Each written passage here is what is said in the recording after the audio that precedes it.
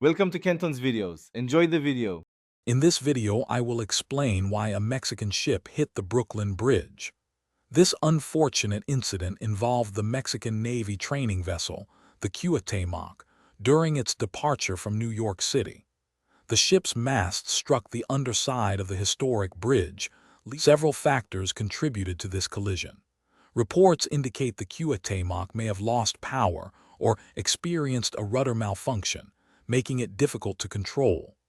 Additionally, the ship was navigating turbulent waters with a fast current and a wind speed of about 10 miles per hour.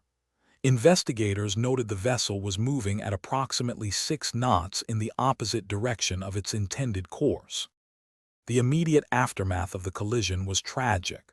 Two cadets, a 20-year-old female and a 22-year-old male, died from their injuries. At least 19 other crew members received medical attention, with some in critical condition.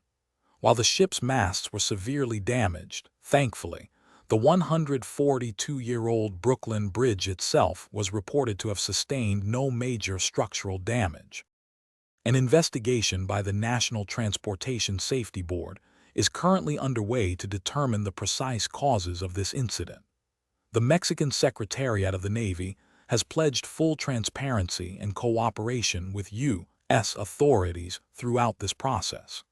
This unfortunate event underscores the critical importance of rigorous maritime safety protocols and thorough crew training to prevent similar accidents in the future. Thanks for watching. Consider subscribing if we helped you.